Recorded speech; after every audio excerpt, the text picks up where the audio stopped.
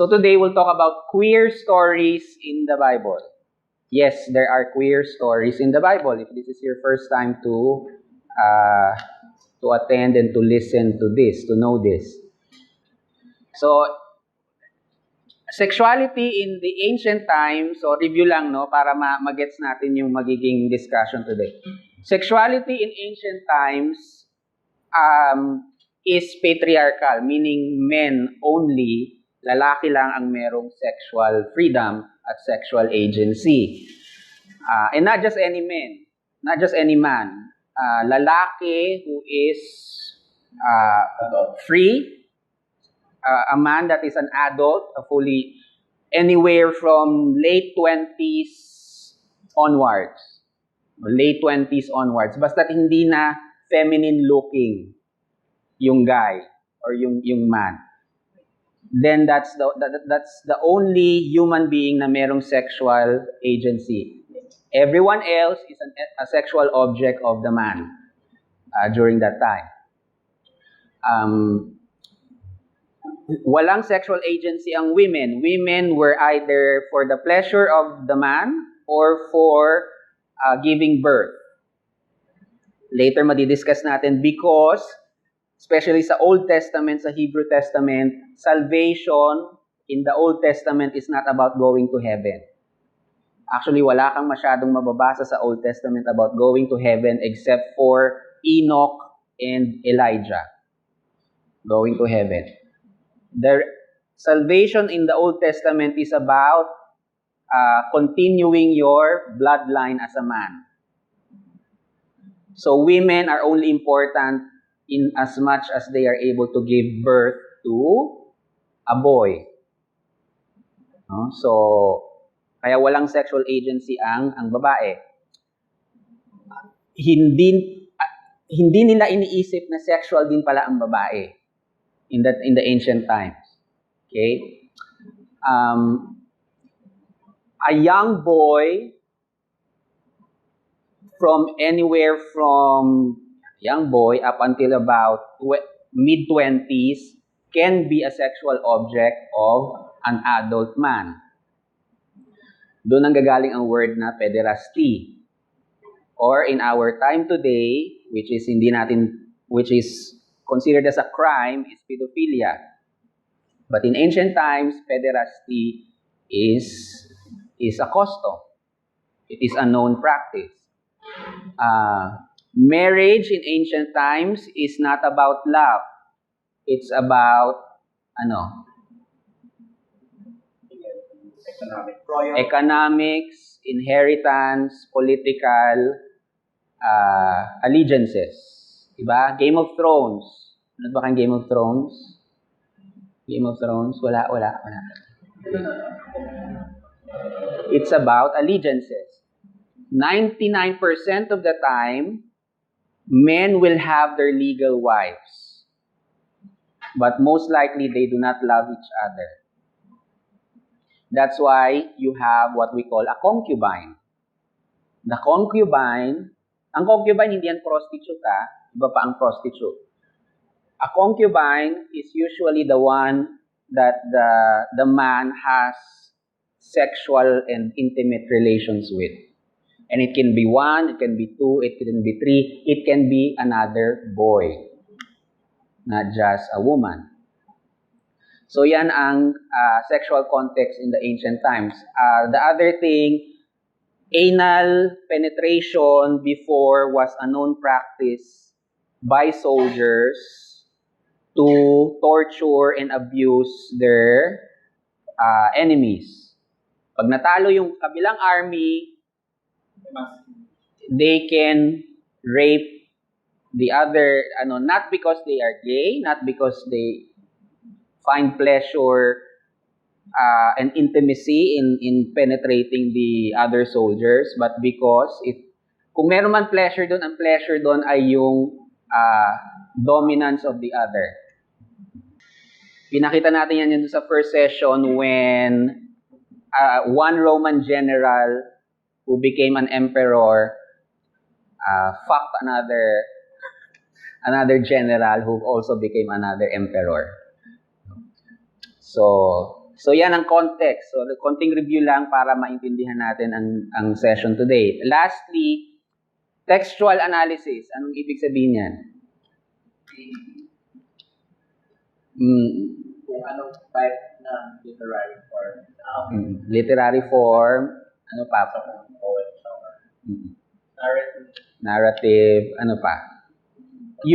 When you read the Bible, hindi ka pwedeng kukuha ka ng sitas kay Romans, kukuha ka kay Isaiah, ibo-Voltes 5 mo without considering the different context of the two.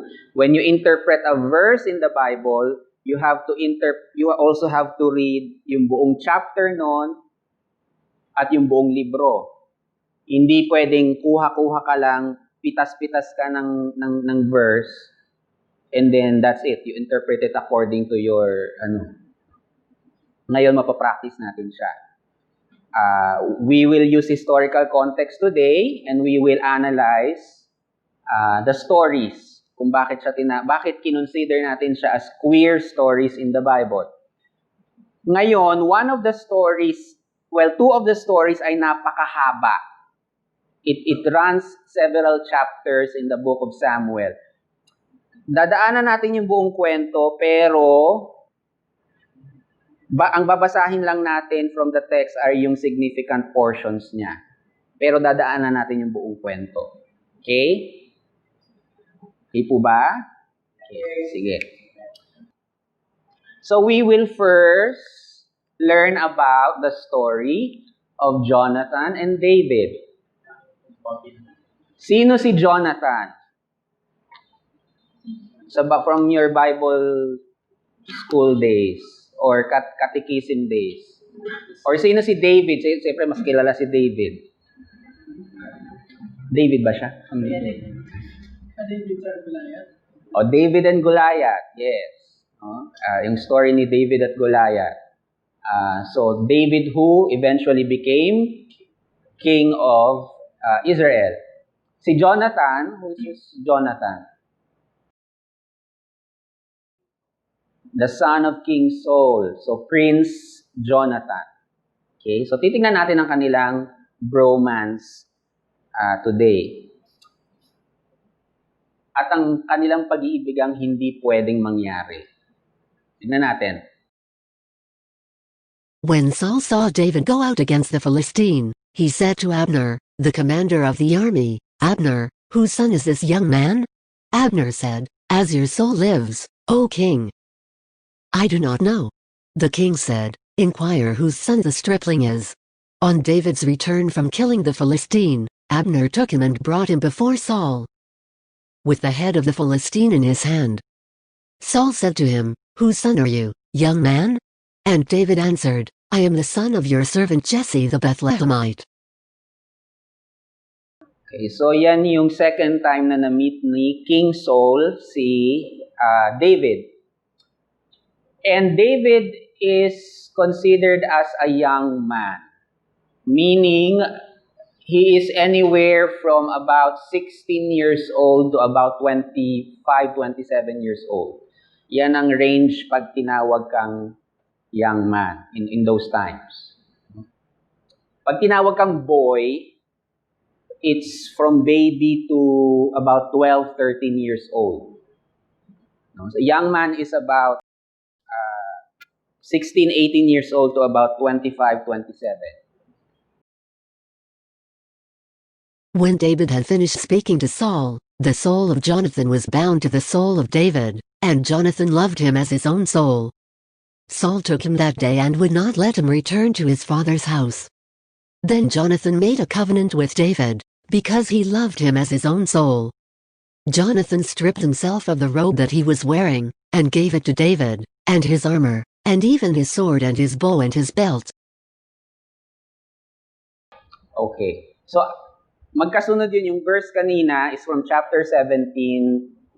Diretso kagad nakasunod nito. Unang beses nakita ni Jonathan si David. The first time that Jonathan saw David. At ang sabi dyan, the soul of Jonathan was bound to the soul of David. And Jonathan loved him as his own soul. Kung tatagalugin natin, at ang kaluluwa ni Jonathan, tinali o ay umugnay sa kaluluwa ni David. At minahal at inibig siya ni Jonathan tulad ng pag-ibig niya sa kanyang kaluluwa o sa kanyang sarili. And then the last part,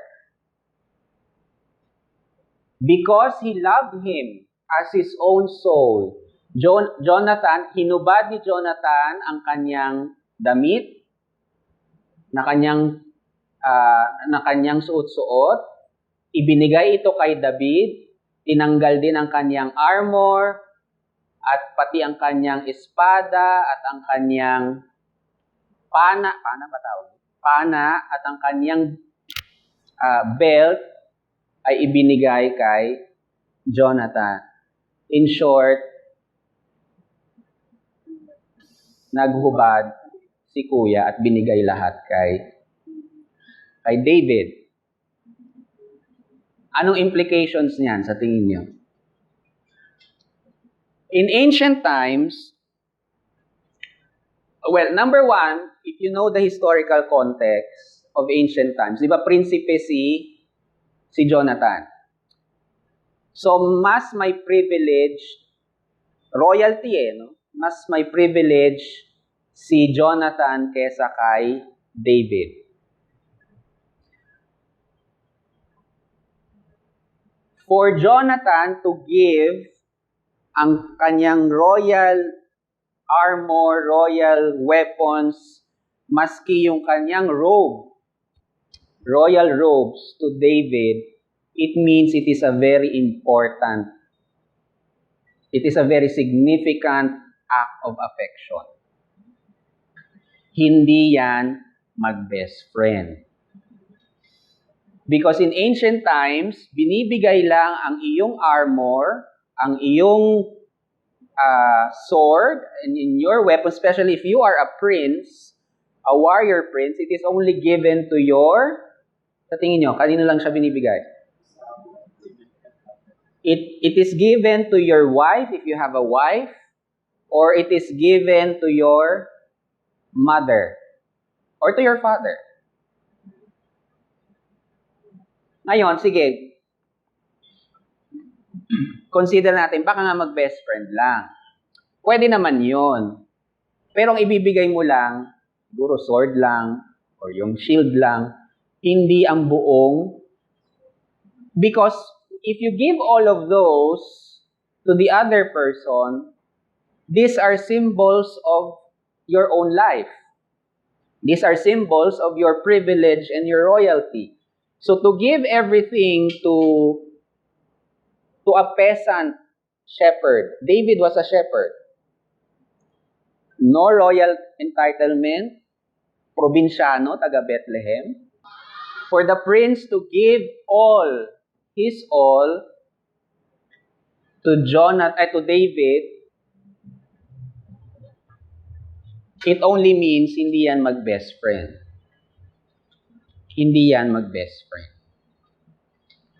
Hindi yan brotherly love. So ito yung action na nakasulat sa Book of Samuel. Hindi lang niya binigay. Bakit niya binigay? Jonathan loved him as his own soul. Minahal niya ang isa pang lalaki katulad ng pagmamahal niya, hindi lang sa katawan, pagmamahal niya sa sarili niyang kaluluwa. Ang lalim. So i-skip natin yung ilang verses. Bilang isang young man, napatay niya si Goliath, nananalo siya sa mga war against the Philistines, si David. So, natuwa ang mga tao kay David. Buong court ni Saul ay natutuwa kay David. So, nagseselos tong si King Saul kay David. At natatakot siya na ire-replace siya ni David. So, unang beses niyang trinay patayin si David. And the first time that Saul tried to kill David, nag-appeal ang Jonathan. Jonathan appealed to the king, to his father, the king. At ito yung sabi. Saul spoke with his son Jonathan and with all his servants about killing David. But Saul's son Jonathan took great delight in David. Jonathan told David, "My father Saul is trying to kill you. Therefore be on guard tomorrow morning. Stay in a secret place and hide yourself. I will go out and stand beside my father in the field where you are, and I will speak to my father about you. If I learn anything I will tell you." Jonathan spoke well of David to his father Saul, saying to him, "The king should not sin against his servant David, because he has not sinned against you, and because his deeds have been of good service to you." So another clue. Sabi doon, because Jonathan took great delight. Delight pala si David, no? Delightful. No? Hindi natin binasa kanina, pero earlier, way earlier, in the book of Samuel, David is described as having beautiful eyes and a handsome young man. Pag isinulat sa Bible yung ganyang description, ibig sabihin, beautiful ka talaga. No? Maala Belami, belamimen.com, huwag na tayong maglokohan mga kapatid. So, at yun nga, so another clue is, in the text, it is said, Jonathan took great delight of David when he made an appeal to his father, the king.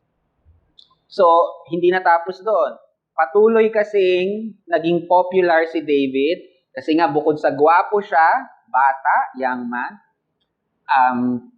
at napaka-weird, hindi man weird, parang it is an amazing thing that a young man, wala namang masyadong alam sa military, conquest, sa pakikipaggera, ay nananalo laban sa kalabang army. So he continued to be popular among the people and among the household of King Saul. So patuloy na nagseselo si King Saul. So dalawang beses pa niya ulit trinay patayin si David. And then one of the things bago niya trinay patayin ulit si David, ipinakasal ni King Saul ang kanyang anak, kapatid ni Jonathan, daughter niya si Michal, kay David.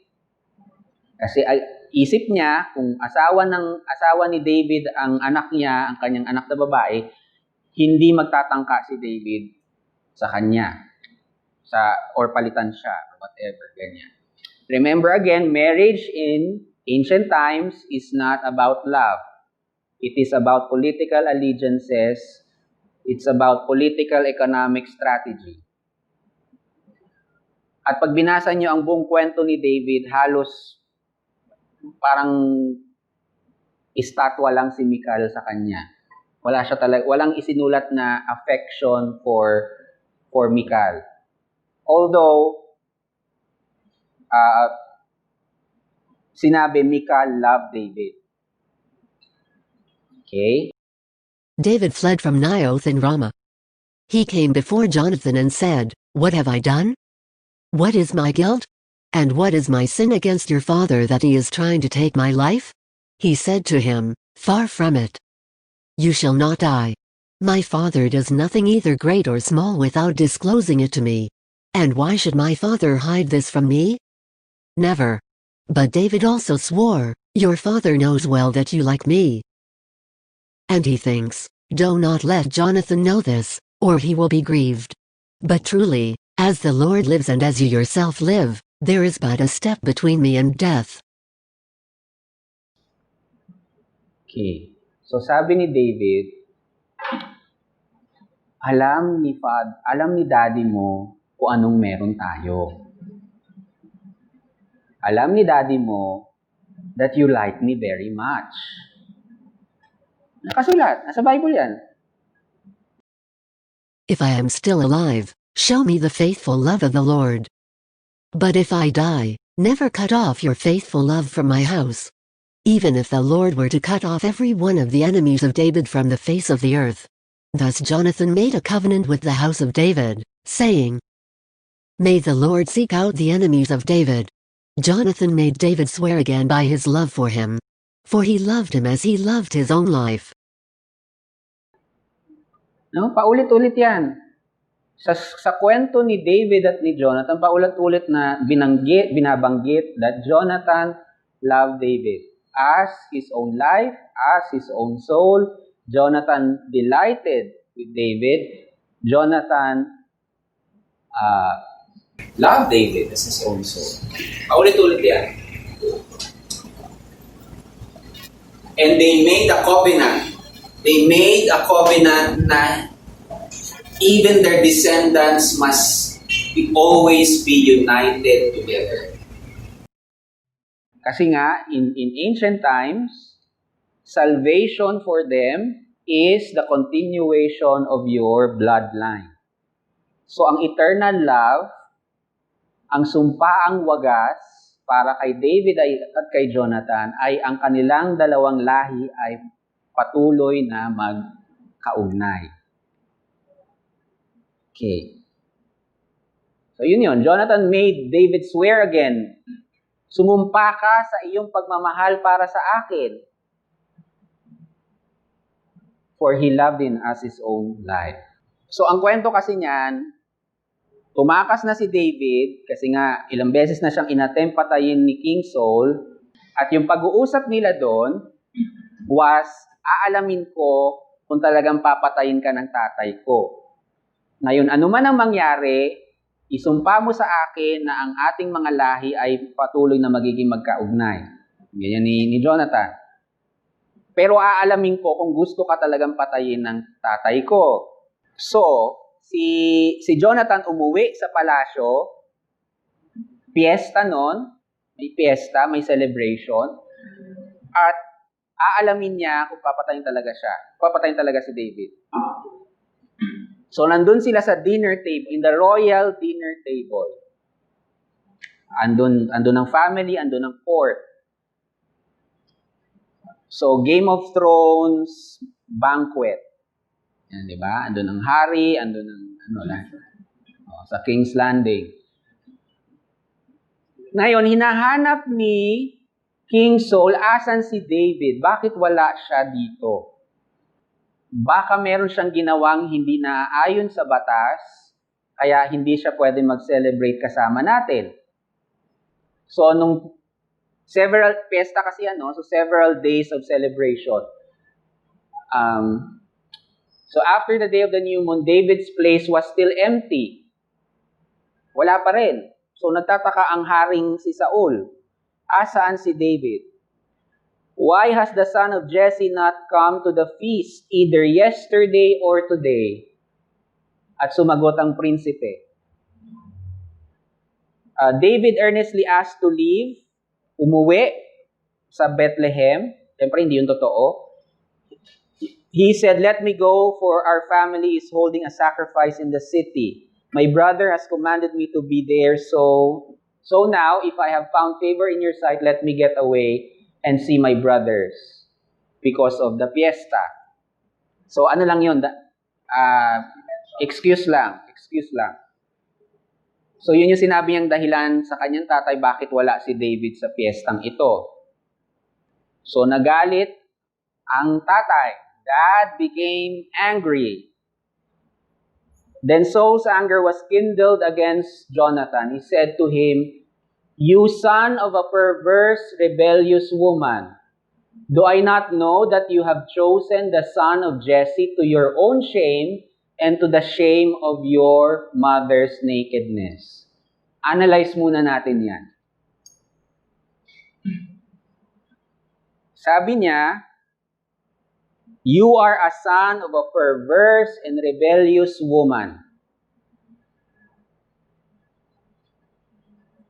Ilan bang mga beks na pag nalaman ng tatay na beks sila, ang unang sisisihin ay ang nanay? Masyado mo kasing, either masyado mong binibaby, or hindi mo dinidisiplina, etc. Ganyan. Do I not know that you have chosen the son of Jesse to your own shame? Hindi ba't pinili mo ang anak ni Jesse sa kahihiyan mo at sa kahihiyan ng kahubaran ng iyong ina? Ano kinalaman ng kahubaran ng nanay mo kung mag-best friend lang naman kayo? At bakit nagagalit ang tatay mo kung mag-best friend lang kayo? Kung sa utak ng tatay mo, mag-best friend lang kayo. Kung sa utak ng tatay mo, kaya siya nagagalit kasi papalitan ako nito bilang hari at sinusuportahan mo naman siya. Bakit merong to the shame of your mother's nakedness? Which actually means genitalia ng ina. Ikinukumpara siya sa kahubaran ng kanyang ina. Hindi ba nung unang verse naghubad siya at ang mga royal symbols of power ay binigay niya kay David? So alam ni Daddy. Alam ni Dad. Dad knows. At dito na nga, lumabas na yung kanyang lumabas na sa sarili niyang bibig na alam ko kung anong meron kayo. So, this also means I am really meant to kill David. Not only because David is a threat to me politically, but because you love him. Because you like him. Because you are bringing shame to our family.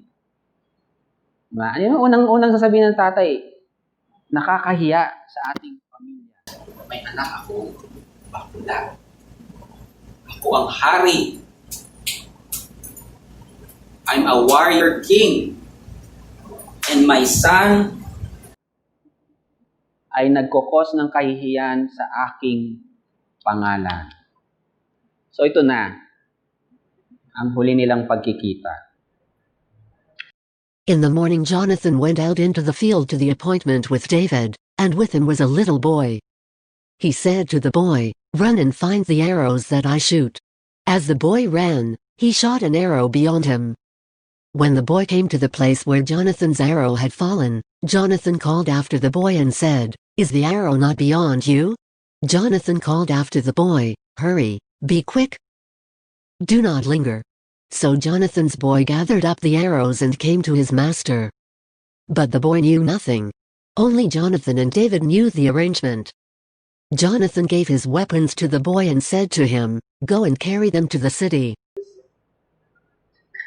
Kasi nung unang beses naghiwalay si David at si Jonathan, na aalamin niya yung gusto talagang gawin ng hari kay David, nag-uusap sila na magkikita sila sa isang lugar. Sa isang talahiban, nakasulat yan, in the fields. Sa isang talahibang walang tao.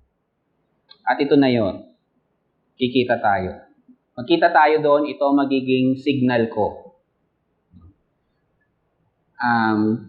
So, yon. At pinauwi na ni Jonathan yung kasama niyang boy, which is 12 years old, 13 years old. So, umuwi na. So, siya na lang ang nandun. Lalabas sa pinagtataguan niya si David. As soon as the boy had gone, David rose from beside the stone heap and prostrated himself with his face to the ground. He bowed 3 times, and they kissed each other, and wept with each other.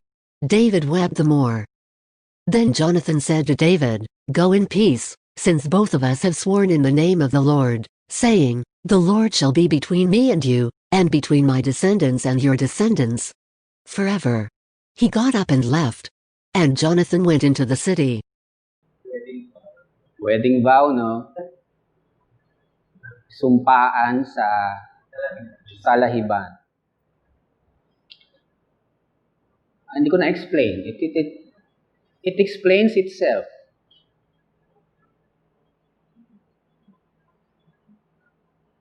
And David wept the more. At ito ang huli nilang pagkikita. Ito ang huli nilang pagkikita. They embrace each other and they kiss each other, wept while doing it, umiiyak habang ginagawa yon. And David wept the more, all the more. Na-imagine na, nung bata kayo, ano yung na-imagine si David? Macho, lalaking lalaki, no? Militar. The last time that they saw each other. And the next time na mamimension si Jonathan ay nung patay na si Jonathan. In the second book of Samuel, chapter 1. Kasi namatay na si Jonathan at si King Saul. Sumugod ang mga Philistines at bago makubkob, bago mahuli si Jonathan at si Saul, actually si Jonathan napatay siya. Si Saul naman, ayaw niyang makuha siya ng buhay. So, itinarak niya ang espada niya sa lupa at he killed himself. He plunged himself onto the sword. So, namatay silang dalawa. So, the second book of Samuel begins with, the first chapter of the second book of Samuel begins with the lament of David, ang pagluluksa ni David. At si David, according to the author of second book of Samuel, ay sumulat ng kanta para kay Saul at kay Jonathan. The last part of the song of the lament is this part, the last part. How the mighty have fallen in the midst of the battle. Jonathan lies slain upon your high places. I am distressed for you, my brother Jonathan. Greatly beloved were you to me. Your love to me was wonderful, passing the love of women. The other thing that you will not notice unless you really, really read the entire book and the entire story of David, many people were mentioned to love David. But the only time, the single time that David said that he loved someone was this verse. 7 to 8 people mentioned in the Bible loved David. But the only time that it was ever written and mentioned that David loved someone was his love for Jonathan. At ang anong sabi? Passing higit pa sa pag-ibig ng mga babae. Now, the other thing that you need to know about, bakit bawal sila? Bakit bawal silang maging magjowa? What is the sexuality in ancient times? It can only be between unequal. Meaning it cannot be both men of the same age, both free men. Pwede lang maging magjowa kung 40 years old si Jonathan at 18 years old si David. Or the reverse. Or kung babae, kasi nga inferior ang babae. But two fully grown men or fully grown young men cannot be of relationship with each other. Kasi nga patriarchal ang society. Punta tayo sa next queer story. Kay Ruth at Naomi. Sa Old Testament, sa Hebrew Testament, wala kang mababasang law against women intimacy. So meron tayo between men, yung Leviticus 18:20. No man shall lie with another man as one lies with a woman. Sa Deuteronomy, merong prohibition about there shall not be among the people of Israel a Kadesh and Kedesha, na tinatranslate nila as sodomite, pero wrong translation yun. Ang translation nun is male prostitute and female prostitute, which is actually temple prostitution.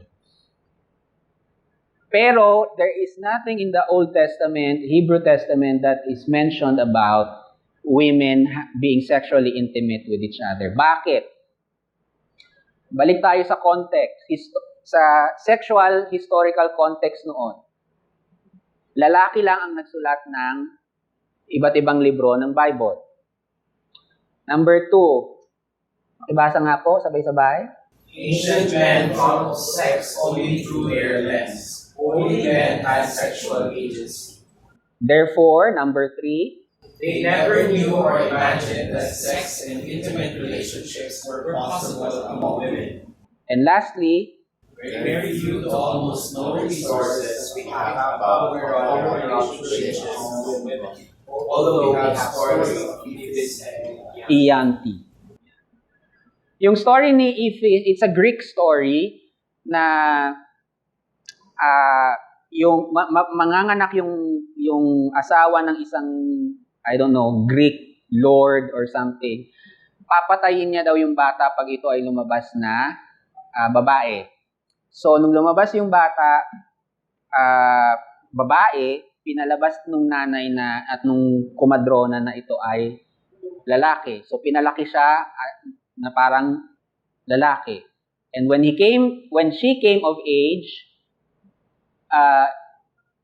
pinakasal siya sa isang babae. So, that's one of the very, very few, halos walang resources about lesbian relationships.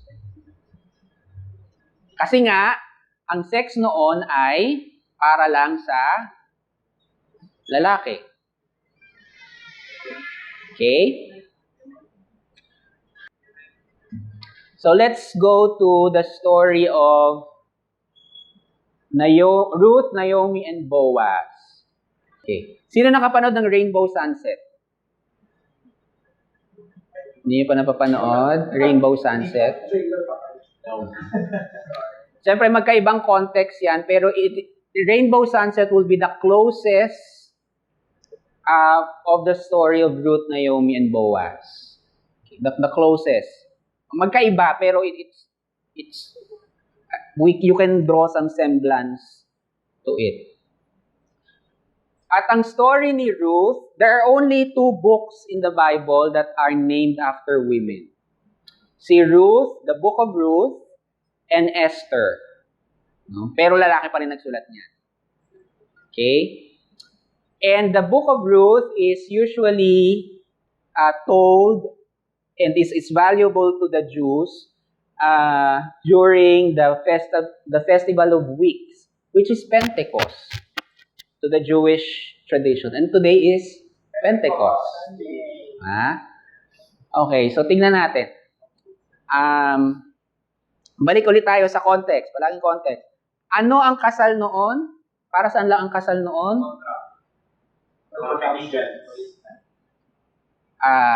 Political. Pag sa mga mayayaman, sa mga hari, sa mga prinsipe, it's political. Pero sa 99% of the population, marriage is economic. And yun nga, to prolong your bloodline.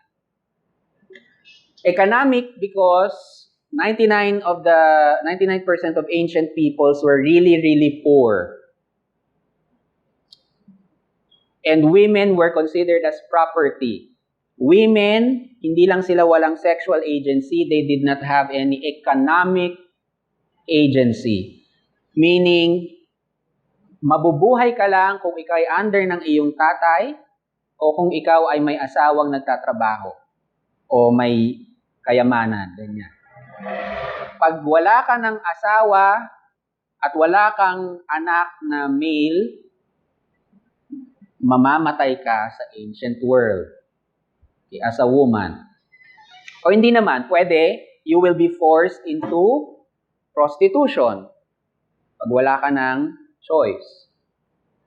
Another context about women in ancient times, a young girl becomes a woman as soon as she menstruates. As soon as she menstruates, siya ay pwede nang ibenta ng kanyang tatay sa highest bidder. Okay? Or, pare-pareho naman silang mahihirap, mawawalan siya ng isang pakakainin sa kanilang bahay. No? That's the historical context of women back then. So, ang story ni Ruth at Naomi, chapter 1, si Naomi may dalawang anak at sila ay Hudyo. They are Jews. May asawa siya, may dalawa siyang anak na lalaki. Nagkaroon ng famine sa kanilang lugar. So lumipat sila sa Moab. In the land of Moab. Hindi naman OFW kasi lahat sila lumipat. Nag-migrate sila sa Canada. Nag-migrate sila sa Moab. Ngayon, sa Moab, namatay na yung asawa niya, namatay yung yung dalawang anak niya nakapag-asawa ng dalawang Moabite na babae. At isa doon si Ruth. The other one, anong pangalan sa mga MCC? Orpha. Okay? Orpha. Ngayon, at some time, namatay yung asawa ni Naomi, yung tatay. Namatay din yung asawa ni Ruth at ni Orpha. So, ano mangyayari sa kanila? Kasi wala silang anak. So, they will literally die because they do not have men in their lives. A woman also cannot inherit. Pag may babae, wala nang lalaki sa kanyang buhay, anuman yung pagmamayari niya pupunta dun sa kamag-anak na nearest male relative. So yan ang background story. Ngayon, sabi ang plano ni Naomi, uuwi na lang siya, babalik na siya sa Bethlehem. Sa Bethlehem. Kasi meron pa siyang mga kamag-anak doon. May verse pa dyan na don't call me Naomi anymore. Call me Mara. Because my life has become bitter. Yes, Ate Mara. Someone told me that Mara meant bitter. Okay. So sabi niya sa kanyang dalawang daughters-in-law, sabi niya sa kanila, bumalik na lang kayo sa mga pamilya nyo sa Moab. Balik na lang kayo doon. Kasi wala na kayong mapapala sa akin. Kahit mag-anak pa ako muli, hindi nyo naman hihintayin yung aking magiging anak ay lalaki at, diba? So, hindi posible. So, magsiuwi na lang tayo sa sarili nating mga lahi. Now, so there are clues. Again, there are clues about this intimate relationship. Number 1, in verse 14, chapter 1 of Ruth, it is said that Ruth, so nung pinapalayas niya na yung dalawa niyang daughter-in-law, sabi, si Orpha umuwi na, si Ruth, sabi doon sa chapter 14, clung to Naomi. Now, the word that was used in Hebrew, so textual analysis tayo in the original language, ang ginamit na word is davak. Davak. Yan ang Hebrew niya, davak. The word davak means to cling.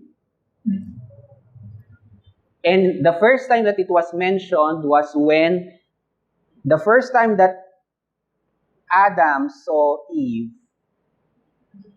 Adam clung unto his new wife. So the same word, to cling, was used to describe how Ruth clung to Naomi. And there are other stories in the Old Testament where the man clung to his wife. Second clue, the greatest vow used in Christian weddings, the basis of our vows today, ano yung vow natin sa kasal? For sickness and in health, for richer or poorer, till death do us part. Galing yon dito. So she said, "See, your sister-in-law has gone back to her people and to her gods. Return after your sister-in-law." But Ruth said, "Do not press me to leave you or to turn back from following you. Where you go, I will go. Where you lodge, I will lodge. Your people shall be my people, and your God my God. Where you die, I will die, there will I be buried. May the Lord do thus and so to me, and more as well, if even death parts me from you." Linaw? Iyang vow na yan ay kinakanta in older days, 90s, 80s, kinakanta yan, the Song of Ruth. Kinakanta yan sa mga Roman Catholic weddings.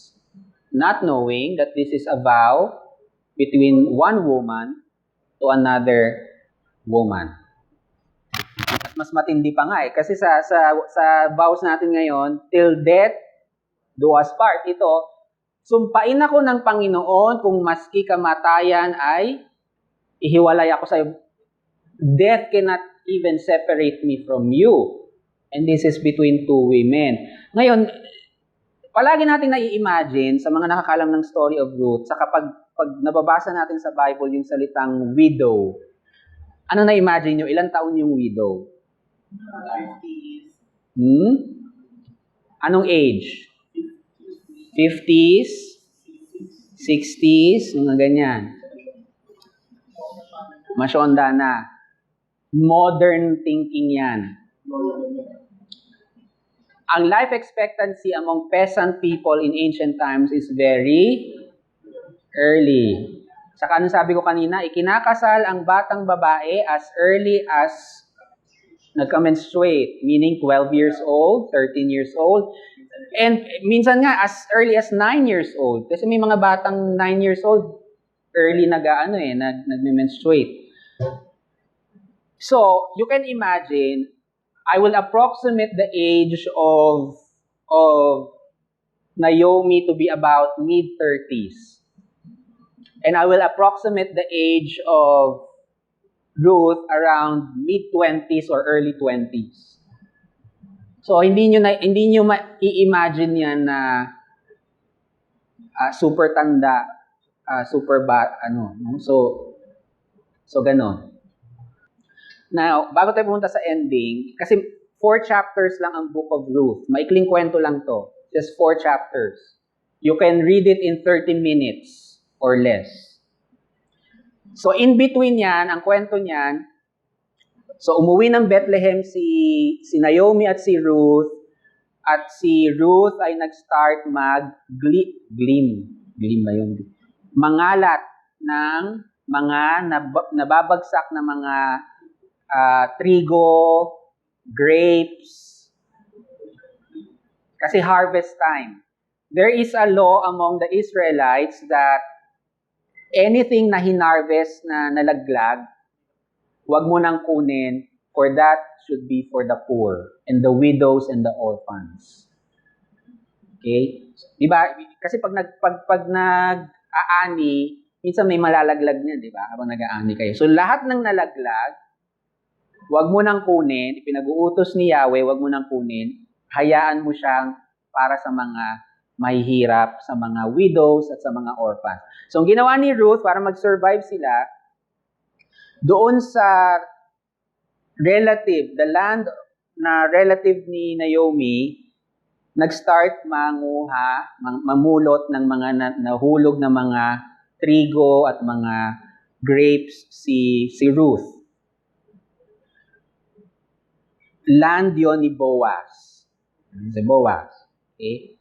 Ngayon, ang plan nilang dalawa para mag-survive sila, nag-connive tong dalawa, isidus mo si Boaz. Isidus mo. Punta ka isang gabi doon sa threshing floor kung saan ginigiling yung trigo. Pumunta ka doon at hawakan mo ang paa ni Boaz. Erotic kasi in ancient times, erotic ang paghawak sa paa. Okay? Foot fetish noon. So, ginawa yon ni Ruth. So, may nangyari sa kanila. Eventually, pinakasalan siya ni Boaz. At, so may nangyari sa kanila, nagkaanak si Ruth. So, in the context of ancient times, dahil complicated legal thing. Di ba nga, si Naomi, kasi si Boaz, kamag-anak ng asawa ni Naomi. Hindi nila pwedeng i-claim yung dating property ng asawa ni Naomi. Kasi wala nang lalaki. Diba? Ang natira, si Naomi at si Ruth. Si Orpah umuwi ng Moab. Hindi kasi pwedeng mag-inherit ang babae. So, ang nangyari, nung pinakasalan ni Boaz si Ruth, pwede nang i-claim ni Boaz yung original property nila Naomi na iniwan nila nung panahon na merong famine. Okay? Kakasunod tayo. Okay, nakasunod tayo. So, pinakasalan lamang ni Boaz si Ruth because of two things.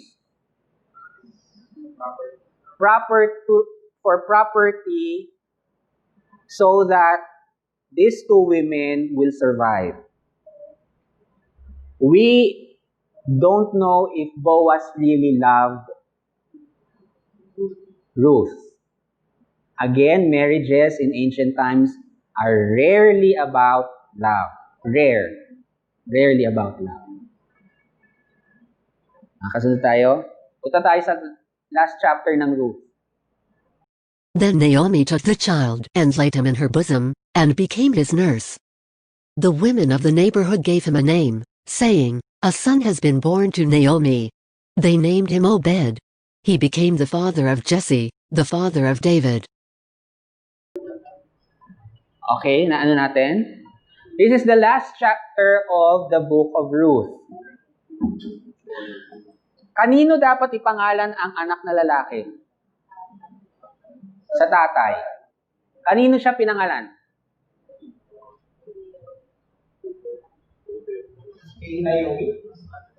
A son has been born to Naomi. But the child was the child of Ruth and Boaz. So this is another weird situation if you know ancient times. If you know the context of the ancient times. That a son must always be under the father. But in this case, it has been born to Naomi. And the child that was born was named Obed, who became the father of Jesse, Jesse as the father of David. Nasa lahi talaga. Sabi ni, mana-mana yan. Ang same-sex lang. And sino si... And many generations after Ruth and David, Who came? Jesus Christ. In the genealogy of Jesus, in Matthew, the only woman, one of two women that was mentioned is Ruth, which is not even a Jew. She is Moabite. So, panoodin yung Rainbow Sunset. The closest, magkaiba sila pero yung semblance niya ng Ruth, Naomi, Boaz can be read or can be seen in the Rainbow Sunset story. Doon naman, di ba, dalawang lalaki, isang babae. Ito, dalawang babae, isang lalaki. Kasi preach to ni Pastora Kakay before when we were in the yellow room that this is a queer family of 3. 2 women and 1 guy. Okay? Okay, our last story before we go to worship. The Roman centurion. When he entered Capernaum, a centurion came to him, appealing to him and saying, "Lord, my servant is lying at home paralyzed, in terrible distress." And he said to him, "I will come and cure him." The centurion answered, "Lord, I am not worthy to have you come under my roof. But only speak the word, and my servant will be healed. For I also am a man under authority, with soldiers under me. And I say to one, 'Go,' and he goes, and to another, 'Come,' and he comes, and to my slave, 'Do this,' and the slave does it." When Jesus heard him, he was amazed and said to those who followed him, "Truly I tell you, in no one in Israel have I found such faith. I tell you, many will come from east and west and will eat with Abraham and Isaac and Jacob in the kingdom of heaven, while the heirs of the kingdom will be thrown into the utter darkness, where there will be weeping and gnashing of teeth." And to the centurion Jesus said, "Go. Let it be done for you according to your faith." And the servant was healed in that hour.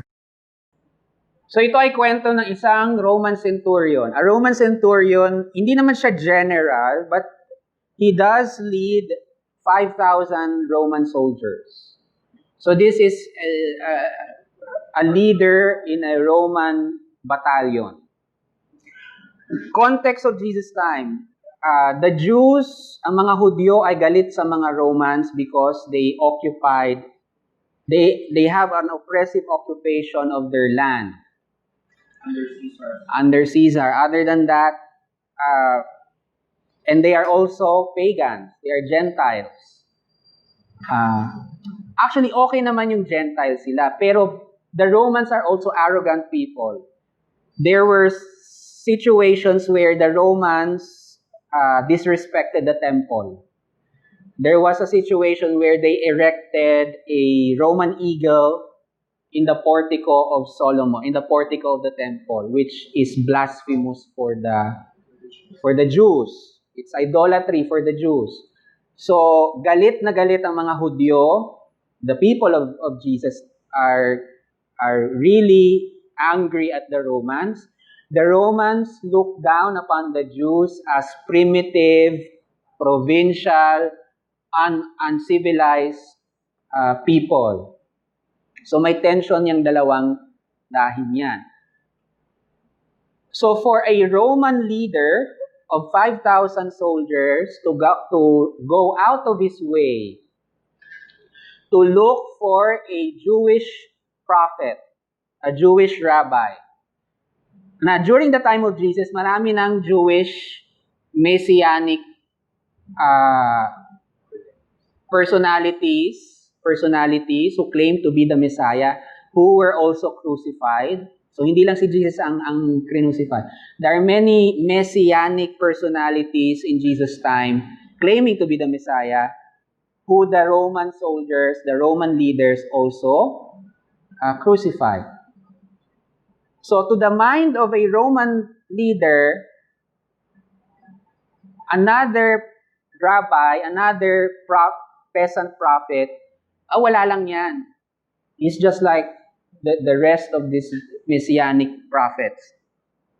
But in the story, we are told that this Roman leader went out of his way to look for this peasant Jewish prophet that's becoming famous.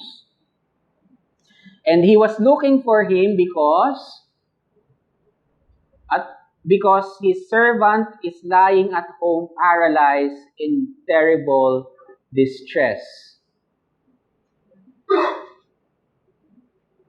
The centurion appealed, came to him appealing to him, nakikiusap.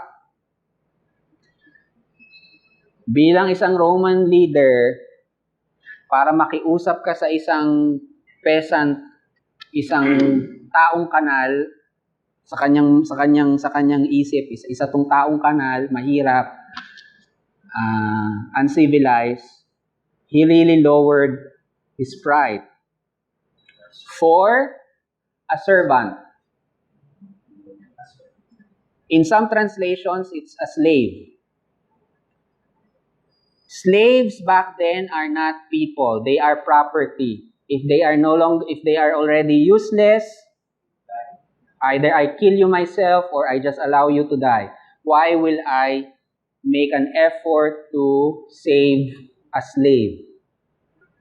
So that's a clue that this servant is very important to this Roman centurion who went out of his way to look for someone he considers uncivilized. Meaning, this Roman centurion is very desperate na kahit sa ordinaryong pagkakataon, hindi ko gagawin ito. Hindi ako makikiusap sa taong tingin ko naman ay isa lamang bulaang propeta. So he went out of his way. Now, that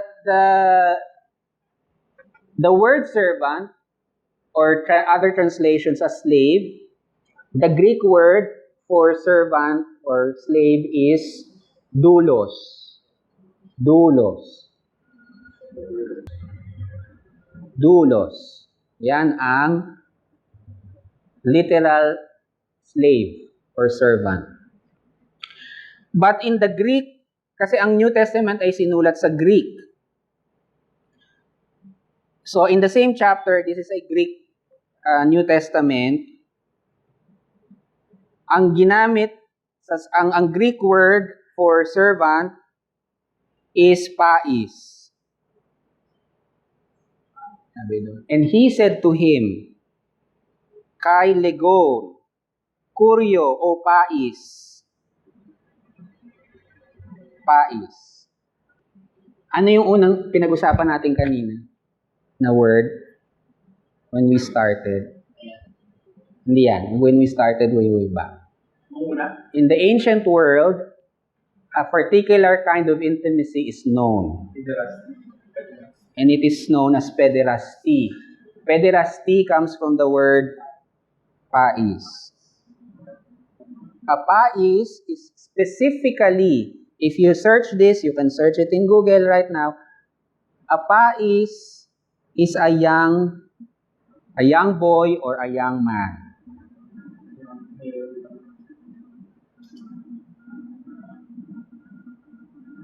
So technically si David pais, no? A young man anywhere from 16 to 18 years old to about 25, 27 years old. That has feminine features. Feminine features. Hindi pa siya nagbo-bloom into a masculine guy.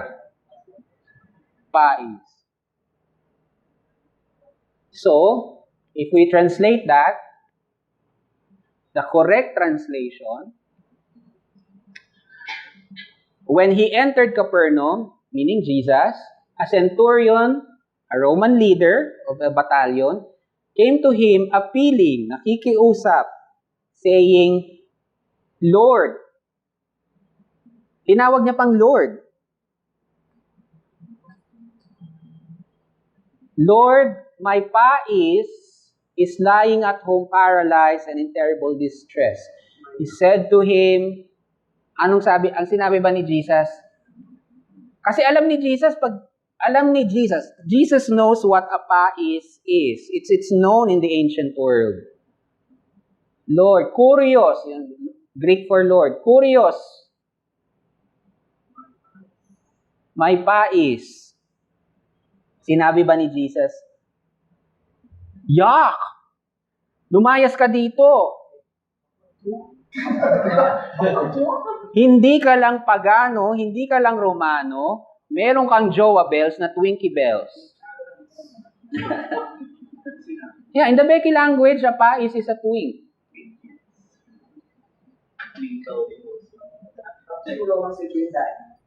Daddy. Very bored habit. So yun ba sinabi niya? Hindi. Ang sabi niya, I will come and cure him. Pupuntahan ko at pagagalingin ko siya. Anong sabi ng centurion? Anong sabi ni Daddy? Lord, I am not worthy to have you come under my roof. But only speak the word, and my servant will be healed. Sinong Roman Catholic dito? Raised in the Roman Catholic. Bago kayo mag-commute, si Father, di ba? Before you receive communion, ano yung sinasabi? I am not worthy to receive you. Say the word and I shall help you. By a gay man. Well, he's not gay. He's not gay because gay is a different understanding from ancient times. Okay, hindi naman natin pwedeng. That's why we call these stories as either queer stories or homoerotic relationships. You don't call them gay. You don't call them homosexual because the homosexual is a modern understanding of sexuality. It's different. Diba? So sinabi niya yan, for I am also an authority with soldiers. I believe that as you say it will happen. So ano sabi ni Jesus? Truly I tell you, the famous truly I tell you, in no one in Israel have I found such faith. I tell you, many will come from east and west and will eat with Abraham and Isaac and Jacob in the kingdom of heaven. So, hindi ka magtataka, ba't gusto siya ipako sa krus mismo ng sarili niyang mga kalahi?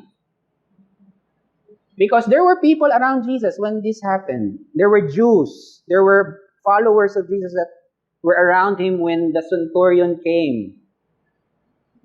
And the normal expectation is that Jesus will reject this Roman pagan abomination because he has a Twinkie bells. The expectation is he will reject this because this is an unclean, not just unclean, this is a oppressor of our people. But as we know, 2,000 years after, Jesus always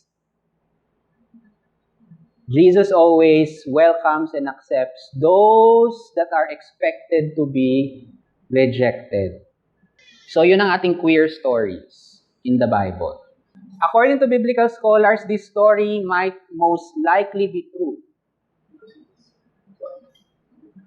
Not just because it is said twice, but because of the mention of the word pais. In biblical scholarship, the more controversial a story is, the more it is most likely to have been true. Kasi hindi siya inedit out, hindi siya watered down. No? Sa Matthew yan. Si Luke, homophobic ata. Because in the same story was mentioned in Luke, pero ang ginamit niyang word, Idolos.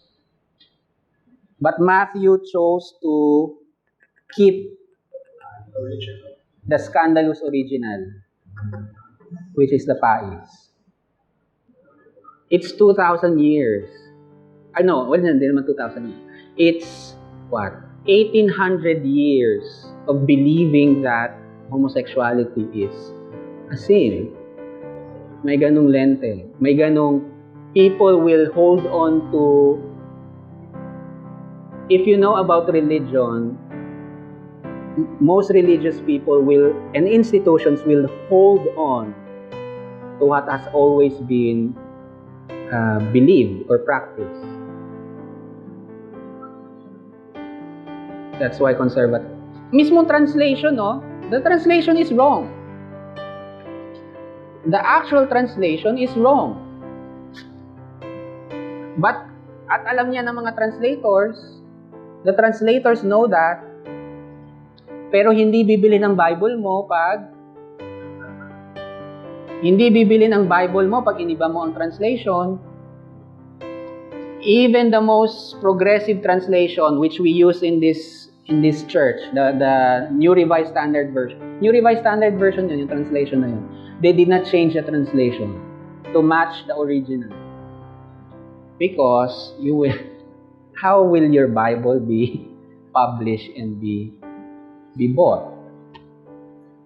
For example, another, last week, yung Adama, yung doon, yung NRSV medyo progressive na siya kasi kinorek niya na yung translation to hindi na man. Ginawa niya ng translation, human. And God created the human in God's image and likeness. Male and female, God created them. Tamang translation na yun. Pero in other parts, hindi na. Kasi masyadong controversial.